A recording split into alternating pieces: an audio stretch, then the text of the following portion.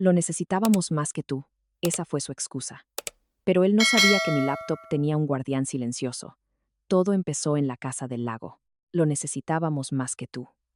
Eso fue lo que dijo mi cuñado, con una sonrisa burlona desde el otro lado de la sala, mientras todos fingían no haberlo oído. Mis manos todavía estaban frías por el agua del lago cuando revisé mi cuenta, esperando autorizar un par de pagos. En su lugar, vi cómo cada peso que había ahorrado durante 5 años se desvanecía. Un parpadeo en la pantalla. Cero. Todo se había ido. Levanté la vista hacia él. Sostenía su vaso en alto. Su risa era un filo que podría cortar el aire. Pensaron que me derrumbaría ahí mismo, en la casa de fin de semana. Pero la verdad era simple. Ese no fue el momento en que me rompí. Fue el momento en que desperté.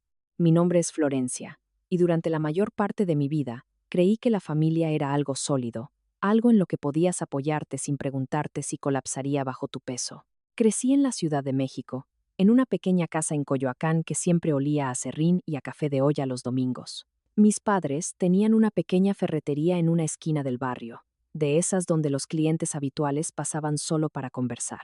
Me criaron para trabajar duro, cumplir mi palabra y nunca tomar más de lo que me había ganado. Alicia, mi hermana menor, era diferente. Ella flotaba por la vida como si el mundo le debiera algo. Mientras yo pasaba los veranos reponiendo estantes en la tienda, ella los pasaba persiguiendo fiestas, chicos y emociones de madrugada. Mamá solía suspirar. Papá solía sonreír. Y yo solía cubrirla, diciéndome a mí misma que solo necesitaba tiempo para madurar. Pero el tiempo no nos dio lo que esperábamos. Poco después de que cumplí 25 años, un conductor ebrio se pasó un alto y se llevó a mis padres en un instante. El mundo no solo se rompió, se vació. Días después, nos sentamos en la oficina del notario, adormecidas, apenas respirando, mientras nos explicaba la herencia.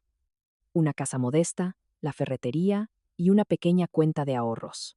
Cuando todo se liquidó, Alicia y yo recibimos una parte. Yo invertí la mía en la boutique con la que había soñado durante años. Ella invirtió la suya en Carlos.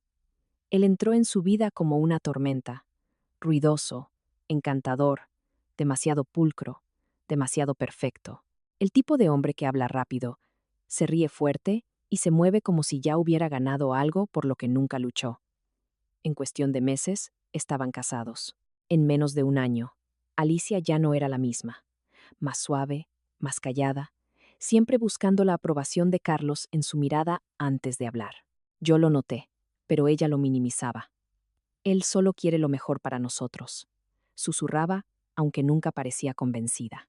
La reunión en la casa del lago en Valle de Bravo había sido idea del tío Roberto, una oportunidad para resetearnos como familia.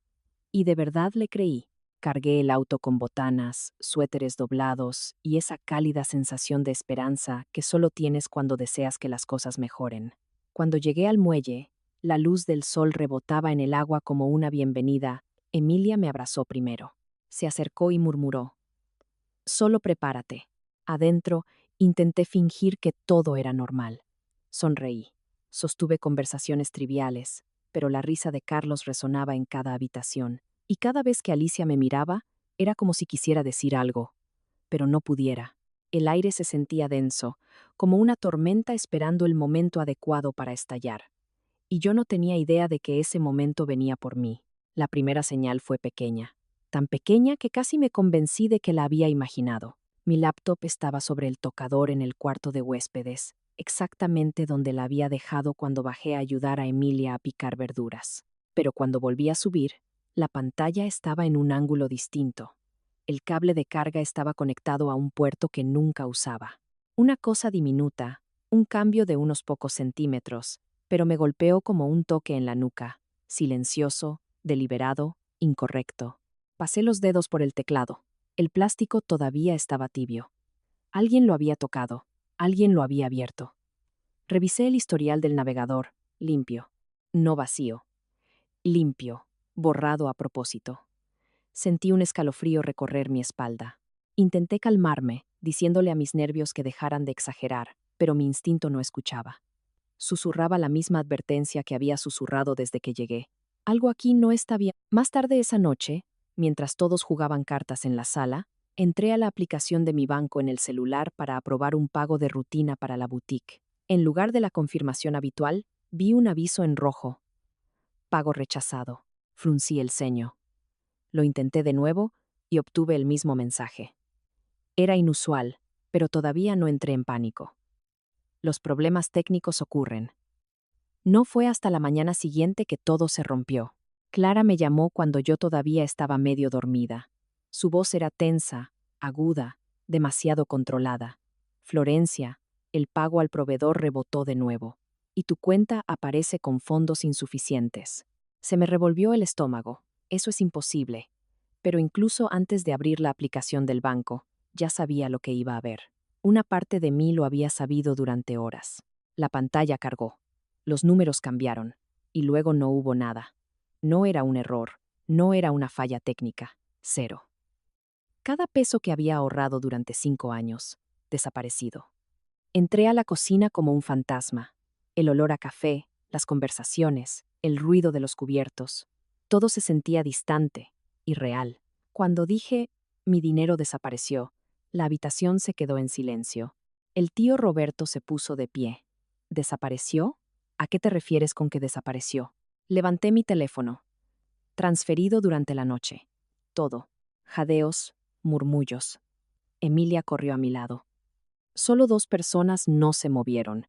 Alicia, que miraba fijamente su taza como si pudiera desaparecer dentro de ella, y Carlos, reclinado en su silla, con los brazos cruzados y una expresión vacía. ¿Llamaste al banco?, susurró Emilia. Lo hice. Mi voz se sentía hueca. Dijeron que la contraseña y las preguntas de seguridad se ingresaron correctamente desde un dispositivo reconocido. Un frío glacial recorrió la cocina. No miré a nadie más que a Carlos. Tú estuviste cerca de mi laptop ayer, dije en voz baja. ¿Estuviste en mi habitación? La cabeza de Alicia se levantó de golpe. ¿Estás acusando a mi esposo? Carlos soltó una risa corta, arrogante, despectiva. Quizá tu socia se equivocó, o quizá simplemente no sabes cómo funciona el dinero. Su tono cortó el aire. Muéstranos tus estados de cuenta, dije, si eres tan estable financieramente. Su sonrisa burlona vaciló, apenas un instante. No te debo ninguna prueba. Ah, ¿no? Porque si no estuvieras involucrado, estarías gritando más fuerte que nadie aquí. Las manos de Alicia temblaban. No me miraba. Carlos finalmente se inclinó hacia adelante, con la voz lo suficientemente fría como para congelar el vidrio. Lo necesitábamos más que tú. La habitación estalló. Gritos, incredulidad. Pero yo no escuché nada. Solo sentí como algo dentro de mí se endurecía, se asentaba, se afilaba. Esto no era un malentendido. Era una traición planeada, personal y precisa. Y fue el momento en que dejé de tener miedo. No recuerdo haberme sentado. En un momento estaba de pie en la cocina, con las palabras de Carlos resonando en mis oídos, y al siguiente sentía las piernas demasiado débiles para sostenerme. Tenía las palmas frías y la respiración superficial, pero mi mente de repente estaba más clara que nunca. El shock hace eso, rompe el ruido hasta que solo queda la verdad. Alicia susurró algo, con la voz temblorosa, pero no pude oírla. Mi atención se centró en el hombre reclinado en su silla, como si acabara de ganar un juego en el que nadie más sabía que estaba participando. Carlos golpeaba su pulgar contra el vaso, relajado, completamente seguro de sí mismo. Esa confianza, tan arrogante, tan inmerecida, hizo más que devastarme. Despertó algo. Me levanté lentamente. Mis piernas temblaban, pero mi determinación no. Mis dedos encontraron la correa de mi bolso colgado en la silla.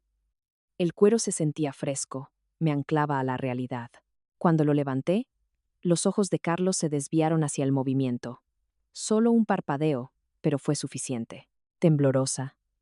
Tomé mi bolso y dije, bueno.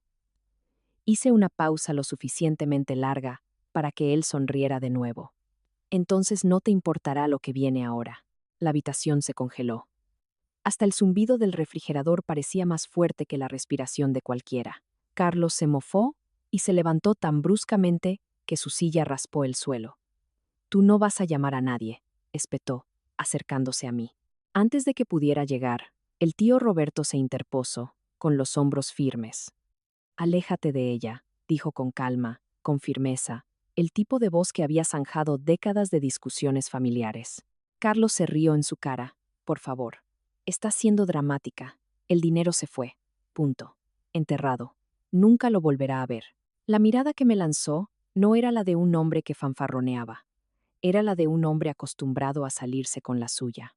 El tipo de hombre que contaba con que la gente se quedara callada. Alicia finalmente se levantó, con la voz quebrada. Carlos, por favor. Él ni siquiera la miró. La agarró de la muñeca como si fuera un objeto y la puso a su lado. Un gesto tan rápido y practicado que se me revolvió el estómago. Di un paso adelante. Alicia, dije en voz baja, ¿qué está pasando realmente? Sus ojos se movieron hacia los míos, atormentados, atrapados. Abrió la boca, pero el agarre de Carlos se hizo más fuerte. Nos vamos, ladró. Recoge tus cosas. Nadie se va a ninguna parte, dije. Mi voz no era fuerte, pero resonó. No hasta que me devuelvan cada centavo, o hasta que llegue la policía. Carlos soltó una carcajada, un ladrido agudo. ¿La policía? Adelante, llámalos. Diles que perdiste tu dinero. ¿Qué van a hacer? ¿Darte un abrazo? Él creía que este seguía siendo su momento. No tenía ni idea de que ya había terminado, porque mientras él se regodeaba, yo había estado recordando algo que él no sabía. 6 meses antes, después de un intento de hackeo a la red de mi boutique, había instalado una pequeña y silenciosa herramienta de seguridad en mi laptop. Una herramienta que fotografiaba a cualquiera que intentara acceder a mis archivos, registraba las pulsaciones del teclado, guardaba los identificadores de dispositivo, mantenía todo con fecha y hora. Y si alguien había usado mi laptop en medio de la noche, la evidencia ya estaba a salvo, ya estaba registrada. Saqué mi teléfono del bolso. Carlos se abalanzó, pero el tío Roberto lo bloqueó de nuevo. No te importará lo que viene ahora, repetí suavemente. Y entonces, hice la llamada. El teléfono apenas sonó una vez antes de que la operadora contestara. Di mi nombre, la dirección de la Casa del Lago y las palabras fraude financiero en curso con una firmeza que no sabía que aún poseía. Carlos soltó una carcajada, agitando los brazos como si yo acabara de hacer un número de comedia. Eres increíble, dijo, llamando a la policía porque perdiste tus ahorritos. Adelante, hazlo. Quizá te manden a alguien la próxima semana. Pero mientras se burlaba, algo cambió en el aire. Una corriente, una tensión, una advertencia. Quizá él también lo sintió, porque su sonrisa burlona vaciló. No lo suficiente para que los demás lo notaran, pero sí para mí. Terminé la llamada y guardé el teléfono en mi bolso. Esperaremos, dije simplemente. Carlos se giró hacia Alicia. Empaca tus cosas. Ahora. Ella no se movió. Sus dedos se aferraron a la tela de su suéter, los nudillos blancos. Alicia, dije suavemente. Solo di la verdad. Su mirada iba y venía entre nosotros, entre mi calma firme y la irritación frenética de Carlos.